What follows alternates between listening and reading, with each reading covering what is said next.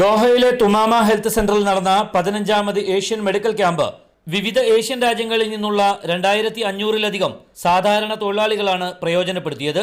Primary health care കോർപ്പറേഷന്റെയും Hamad medical കോർപ്പറേഷന്റെയും രക്ഷാധികാരത്തിന് കീഴിൽ ഫ്രണ്ട്സ് കൾച്ചറൽ സെന്ററും ഇന്ത്യൻ ഡോക്ടേഴ്സ് ക്ലബ്ബും സംയുക്തമായി സംഘടിപ്പിച്ച ക്യാമ്പ് രക്ഷാധികാരി കൂടിയായ ഇന്ത്യൻ അംബാസഡർ പി കുമരൻ ഉദ്ഘാടനം ചെയ്തു. Pride for the Indian Embassy to be associated with such an event, and that the camp enhances awareness amongst workers. പൊതുജനാരോഗ്യ മന്ത്രാലയത്തിനു കീഴിലെ primary health care corporation, Qatar charity, ക്യാമ്പിന്റെ പ്രായോജകരായ Ooredoo, Indian doctors club, Indian Islamic association, FCC തുടങ്ങിയവരുടെ പ്രതിനിധികൾ ഉദ്ഘാടന ചടങ്ങിൽ പങ്കെടുത്തു. പ്രമേഹത്തെ വരുതിയിലാക്കുക എന്ന പ്രമേയത്തിലൂന്നിയ ക്യാമ്പിലെത്തിയ തൊഴിലാളികളിൽ അധികവും പ്രമേഹത്തിനും രക്തസമ്മർദ്ദത്തിനുമാണ് ചികിത്സ തേടിയത്.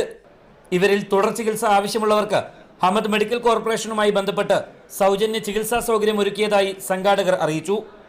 രോഗികൾക്ക് പ്രാഥമികമായ പരിശോധന ലഭിക്കുകയും പ്രത്യേകമായ ചികിത്സ ആവശ്യമുണ്ടെങ്കിൽ ഹമദ് ഹോസ്പിറ്റലിൽ അവർക്ക് തുടർ ചികിത്സയ്ക്ക് ആവശ്യമായ റഫറൽ നമ്മൾ ഈ ക്യാമ്പിൽ നിന്നും ചെയ്തു കൊടുക്കുകയും ചെയ്തു. ക്യാമ്പിനോടനുബന്ധിച്ചു നടന്ന വിവിധ ബോധവൽക്കരണ പരിപാടികളിൽ 5000-ഓളം പേർ പങ്കാളികളായി.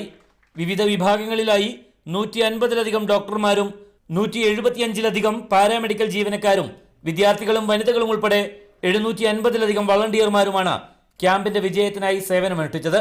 രക്തദാനത്തിനും അവയവദാന സമ്മതപത്രം ഒപ്പുവെക്കാനും നിരവധി പേർ സന്നദ്ധരായി.